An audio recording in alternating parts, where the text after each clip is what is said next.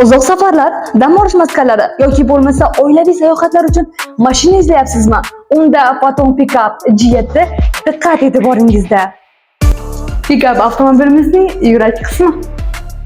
Turbo 2 litr Aokan motor, 238 ot kuchi va har bir 100 kilometrga 12 ta benzin sarflaydi. Avtomobilimizning uzunligi 534, eni 194, balandligi esa 190 metrni tashkil qiladi. Mashinamizning salon qismida elektron o'rindiqlar, multi-rul charm bilan qoplangan. Avtomobilimizda isitish va sovutish tizimlari, konditsioner, ikki tomonlama himoya yostichalari bilan jihozlangan.